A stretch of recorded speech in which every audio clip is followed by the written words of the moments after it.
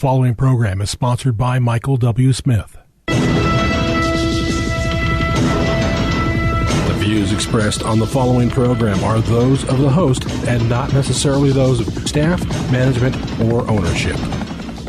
Arizona, Phoenix, Brother Mike, back on the radio, hardcorechristianity.com. Thank you for tuning in today.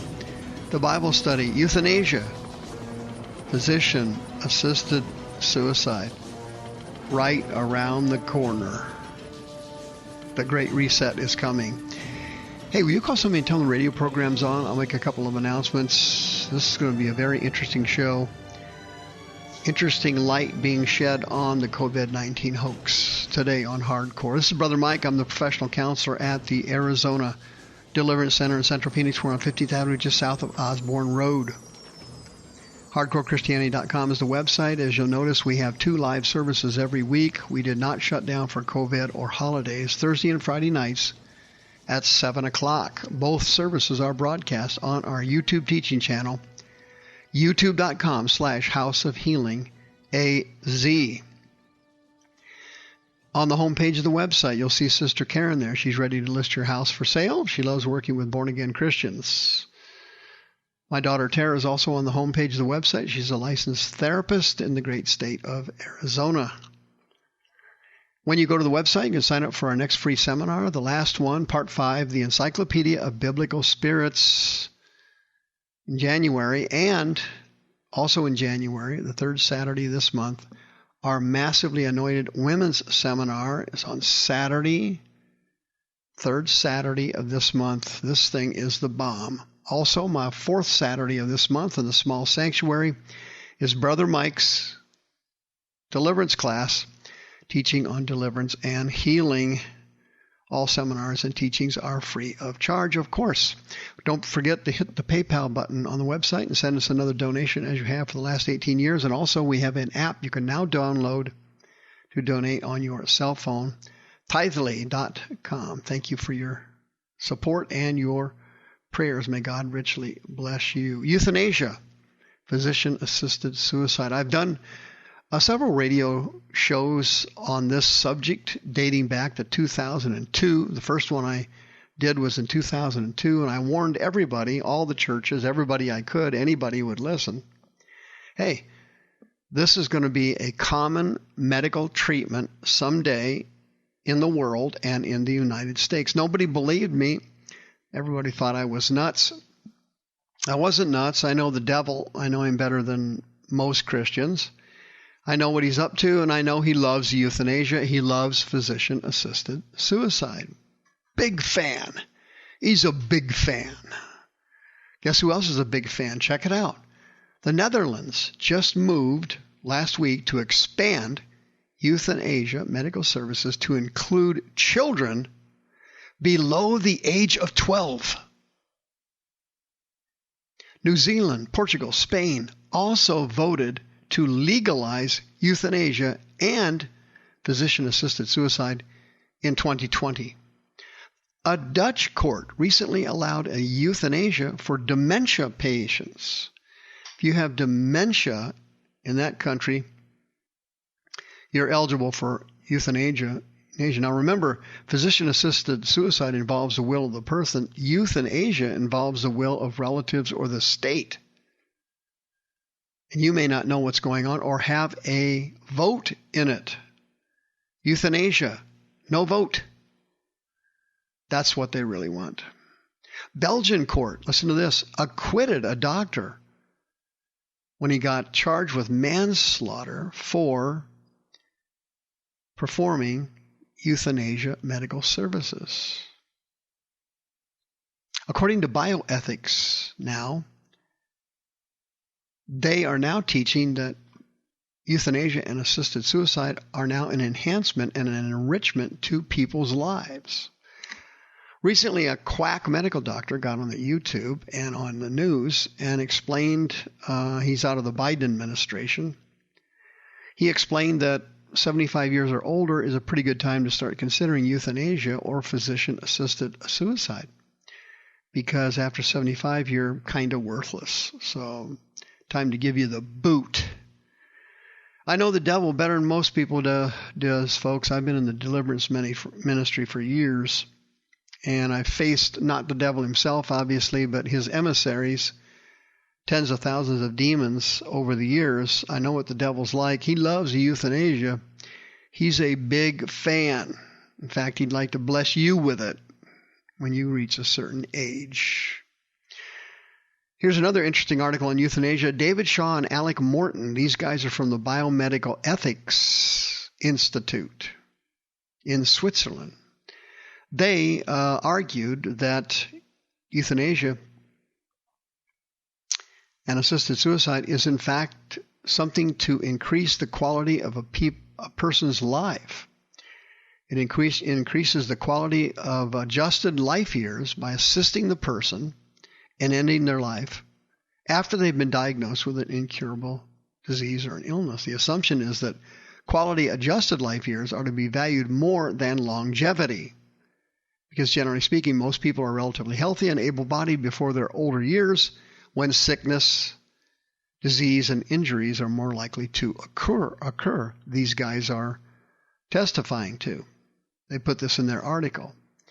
This point of view sees suffering as something that must be avoided and ended quickly by euthanasia or assisted suicide. They also went on in their article to said, along with deferring to individuals' wishes to die, above every other ethical principle, considerations about cost-benefit analysis in healthcare systems further informs the contention that the right to die at the time of one's choosing should be in the law. They want this not to be part of a patient-doctor relationship, a patient-family relationship. They want it in the law.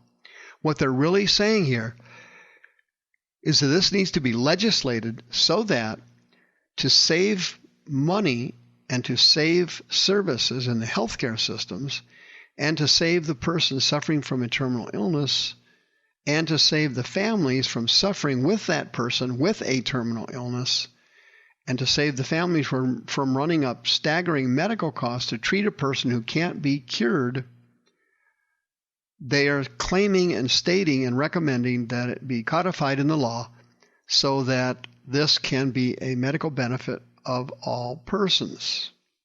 Now, these Swiss guys also cited data that came in from Belgium in their article I read. And this article from Belgium suggested that 10% of the people accessing euthanasia might donate at least one organ